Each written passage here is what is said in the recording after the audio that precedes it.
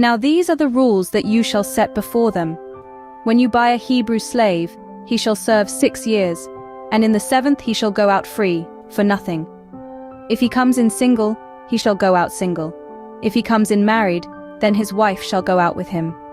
If his master gives him a wife and she bears him sons or daughters, the wife and her children shall be her master's, and he shall go out alone.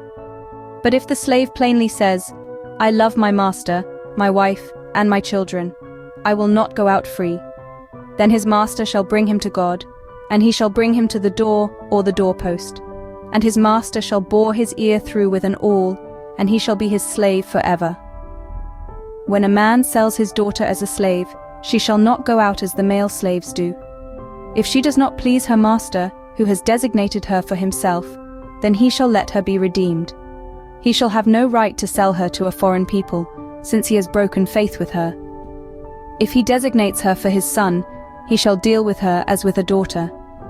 If he takes another wife to himself, he shall not diminish her food, her clothing, or her marital rights. And if he does not do these 3 things for her, she shall go out for nothing, without payment of money. Whoever strikes a man so that he dies, shall be put to death. But if he did not lie in wait for him, but God let him fall into his hand, then I will appoint for you a place to which he may flee. But if a man willfully attacks another to kill him by cunning, you shall take him from my altar, that he may die. Whoever strikes his father or his mother shall be put to death.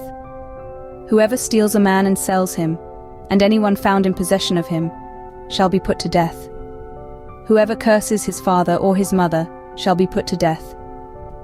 When men quarrel, and one strikes the other with a stone or with his fist, and the man does not die but takes to his bed, then if the man rises again and walks outdoors with his staff, he who struck him shall be clear.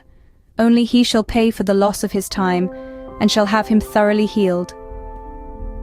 When a man strikes his slave, male or female, with a rod and the slave dies under his hand, he shall be avenged.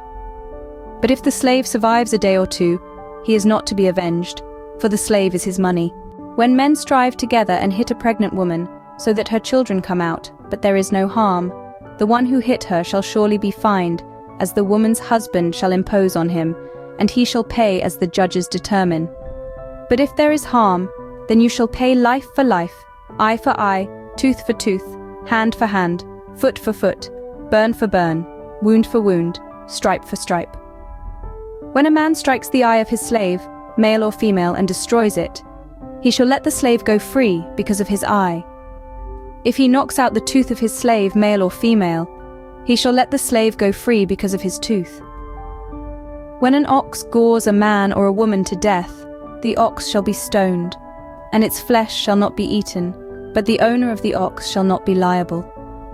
But if the ox has been accustomed to gore in the past, and its owner has been warned but has not kept it in, and it kills a man or a woman, the ox shall be stoned, and its owner also shall be put to death.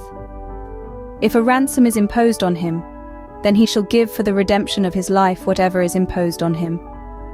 If it gores a man's son or daughter, he shall be dealt with according to this same rule. If the ox gores a slave, male or female, the owner shall give to their master 30 shekels of silver, and the ox shall be stoned. When a man opens a pit, or when a man digs a pit and does not cover it, and an ox or a donkey falls into it, the owner of the pit shall make restoration. He shall give money to its owner, and the dead beast shall be his. When one man's ox butts another's so that it dies, then they shall sell the live ox and share its price, and the dead beast also they shall share. Or if it is known that the ox has been accustomed to gore in the past, and its owner has not kept it in, he shall repay ox for ox, and the dead beast shall be his.